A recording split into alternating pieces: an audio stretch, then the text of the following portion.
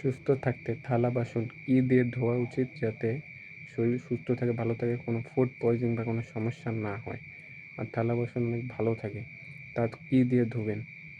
সবার বাসায় খাবার খাওয়ার পর আমরা যে থালা বাসনগুলো রাখি, এই থালা বাসনগুলো ধোয়ার জন্য আমরা যে বিভিন্ন জিনিস ব্যবহার করি, যেমন যা দোকান থেকে কিনে আনি, এগুলো সব কিছু ব্যবহার করলে থালা বাসন দেখতে পরিষ্কার হয়। আসলে তা যা ব্যবহার করা হয়, যেই জিনিস লাগিয়ে এই থালা বাসন মাজা হয়, ধোয়া হয়, তা সব কিছু পুরাপুরি পরিষ্কার হয় না, তা প্লেটে লেগে থাকে।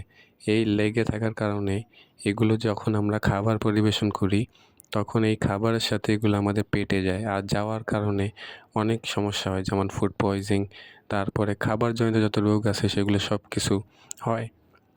তো এর থেকে বাঁচতে হলে এই আমাদের ধোয়ার যে তরিকা, যেই জিনিসপত্র আমরা ব্যবহার করি কিনে এনে দোকান থেকে, এগুলো সব কিছু আমাদের বাদ দিতে হবে।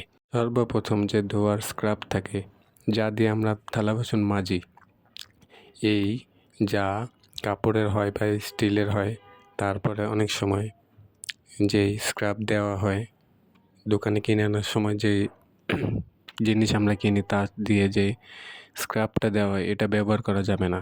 কারণ এই স্ক্রাব অনেক প্লেট পরিষ্কার করে, অনেক থালা বাসন প্লেট পরিষ্কার করে। এই পরিষ্কার করার ফলে এতে যে সমস্ত থালা বাসন যে জীবাণু, তা যতই ধোন, যতই সাফ করেন, তারপরও তা ওইটাতে লেগে থাকে, আর ওই সাবান বা ওই জিনিস ওইটাতে লাগার কারণে এটা ডাবল জার্মসে পরিণত হয়, যা একটা টয়লেট সিট যত ময়লা থাকে, যত ব্যাকটেরিয়া জীবাণু থাকে, তার চেয়েও বেশি ভয়ঙ্কর এই স্ক্রাব।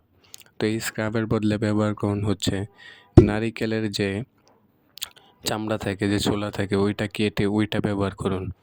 আর সাবানের বদলে ব্যবহার করুন হচ্ছে ছাই।